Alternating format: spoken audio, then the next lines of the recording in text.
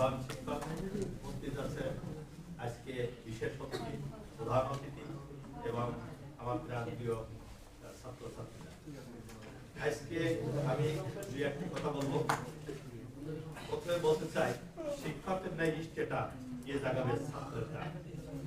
এখানে বলতে হয় শিক্ষক, ছাত্র এবং গার্জেন, এই তিনজন যদি সমন্বয় না থাকে তাহলে ছেলে পেলে মানুষ হবে না।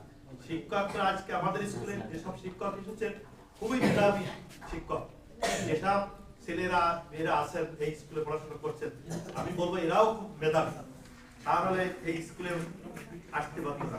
কিন্তু আমি সবচেয়ে দুঃখিত গার্জেনদের, যারা আমি দেখেছি প্রত্যেকটা ফ্যামিলি একটা দুটো ছেলে, এটা বেশি না যে আমার 5টা ছেলে, কোনটা দেখো কোনটা কি করবে, তার প্রত্যেকের ফ্যামিলিতে একটা দুটো ছেলে। তা আমার দুটো ছেলের দিকে যদি আমি লক্ষ্য রাখি, গার্জেন তারা কি করছে আর স্কুলে যে কি বা পাঠ করছে, এই জিনিসকে বারবার কাজ হলো কি স্কুলের সময় মতো পৌঁছে দেয়, তাদের সুস্থভাবে দেখাশোনার দায়িত্ব বাড়ি দিয়ে যায়।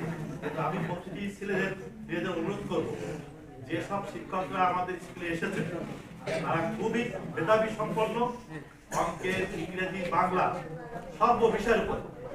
আমি দেখি ছেলেমেয়েরা আজকে যেসব স্কুলে প্রথম শ্রেণীর প্রায় অনেক স্কুল আছে এ ক্লাস করে, আর আমাদের স্কুলে এ ক্লাসে একদম পায় কি পায় তাদের তো তাদেরও যে মাথা আমাদের সেই মাথা, কিন্তু তারা পড়াশোনা করে। তোমরা স্কুলে এসে সারা কিছু বললে সেটা বাড়িতে রিসার্চ করো না, পড়াশোনা করো না, বাড়িতে যে আমার দাঁড়াতে হবে, এই স্কুলের মুখ উজ্জ্বল করতে হবে, বাপ মার মুখ উজ্জ্বল করতে হবে, এই মেধা নিয়ে প্রত্যেকের কিন্তু মেধা আছে, কিন্তু চর্চা করে না। চর্চার অভাবে আজকে কি হয়, ওই এসএসসি তে ওই third class, second class, first class, কলেজে যে মার খেয়ে যায়।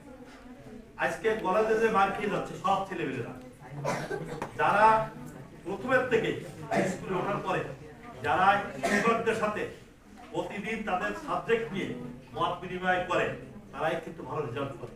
কেননা তোমাদের মা বাবা পাঠিয়েছে পড়াশোনা করার জন্য, তোমাদের একটা মাত্র উদ্দেশ্য থাকবে শিক্ষকদের সাথে, স্যার আমি এই জিনিসটা পাচ্ছি, এই যে স্যার কি হচ্ছে। শিক্ষকদের যত জবাবদিহি করবে ততই সেই সব ছেলেগুলো দেশের এবং জাতির মুখ উজ্জ্বল। আর আমাদের গ্রামগঞ্জে শহরে দেখছেন একটা ছেলে মেয়ে মানুষ করতে কত টাকা, 8-10,000 টাকা করে মাসে চলে যাচ্ছে, সেই টাকা তো বাপ মা সেভ করছে, সেই টাকাটা বাপ মা সেভ করছে এই গ্রাম করছে। আর শহরে যেসব শিক্ষকরা পাঠদান করছে, আর সেই শিক্ষকরা এই গ্রামগঞ্জে